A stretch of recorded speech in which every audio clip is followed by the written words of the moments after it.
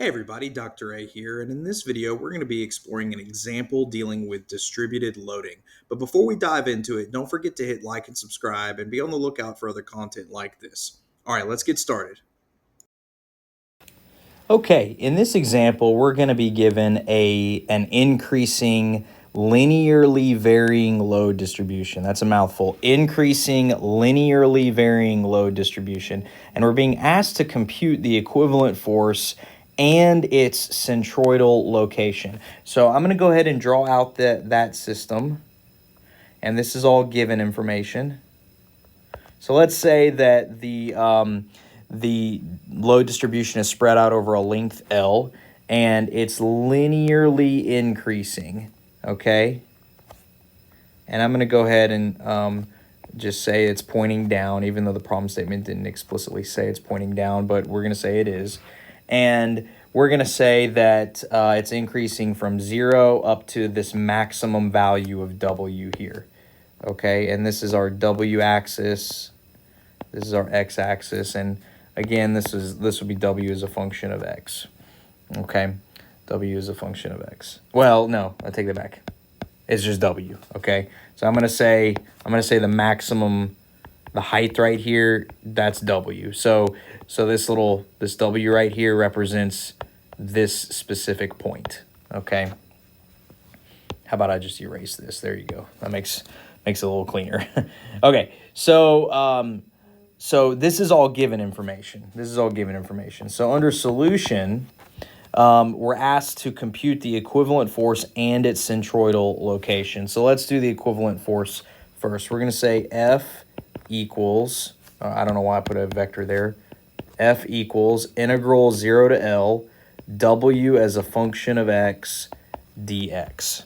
Okay, W is a function of x, dx. Well, what is W as a function of x? In this case, we're going to say we must write W as a function of x.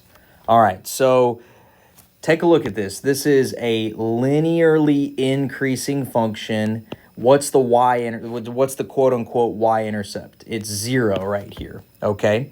What is its slope? Well, it rises W and it runs by X, okay? So what we're going to have here is we're going to say the slope, again, it's linear, so it's rise over run. So in this case, it has a height of W and a length of L.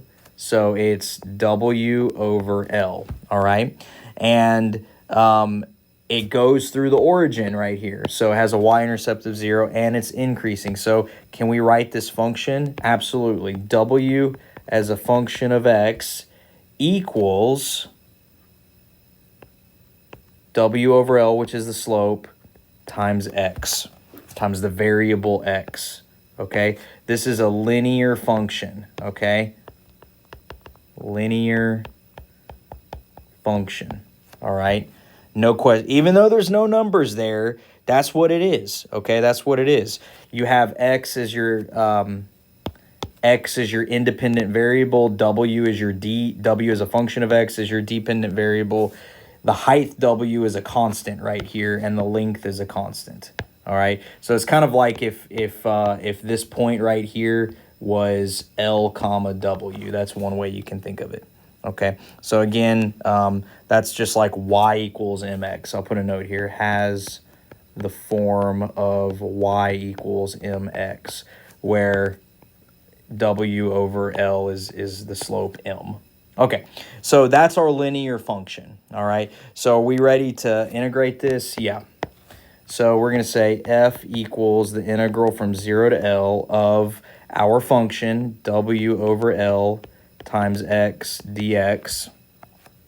If you want to pull the W over L out of the integral, you can, because those are constants, x dx, and then we get W x squared over 2L, evaluated from 0 to L. So let's evaluate that. No calculator here, just do it by hand. It should be easy. You get WL squared over 2L, and then of course you get WL over 2. So that is our equivalent load. This is F, our equivalent point load. Okay. Can we confirm that this is the area under a triangle? Confirm this is area of a triangle. Yeah, I certainly hope so. Look at this. Check it out. 1/2 base times height. So if we go back to our rule from several videos ago, the equivalent load is the area under the load distribution. We definitely see that 1/2 base times height is the area of a triangle. So that would be 1/2 times W over L, right? And sure enough, sorry, 1/2 WL. So WL over 2, there you go. Okay, no question there. What about the, oh my goodness, it's telling me that the iPad's not backed up. That's okay. All right, what about the location, X bar? All right, well, we know X bar equals the integral 0 to L X times W as a function of X dx, all over integral 0 to L W is a function of X dx. We already calculated this denominator. That's what we got here is F, right? So we can rewrite this, and let's substitute in values that we know.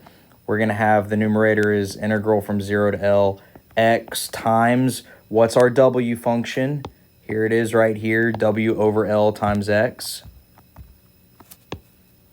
W over L times X dx, all divided by WL over 2. Okay, so let's go ahead and evaluate this integral in the numerator. We're going to get W over L X times X cubed over 3. Yep, evaluated from 0 to L, and then our denominator is still WL over 2. X bar equals, let's evaluate upper limit minus lower limit in the numerator. So we're going to end up with WL cubed over 3L, all divided by WL over 2.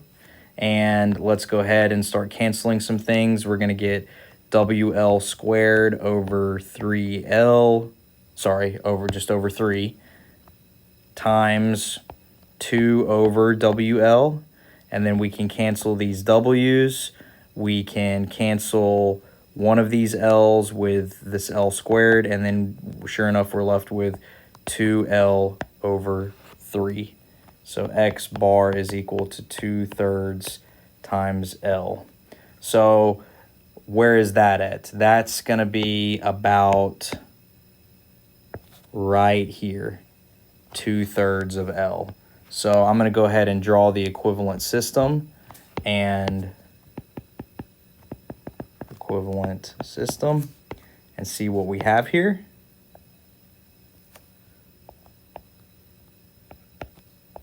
This will be 2/3 of L, and this will be the leftover 1/3 of L. And here is your WL over 2. That's your equivalent, and this is, of course, F. So there's your equivalent system. So what can we summarize about linearly varying loads? Okay, I'm going to make a summary here. I'm going to say for linearly varying load distributions. So we sometimes call these triangular load distributions. The equivalent load is located 2/3 of the length from the triangle tip and 1/3 of the length from the quote back face of the triangle.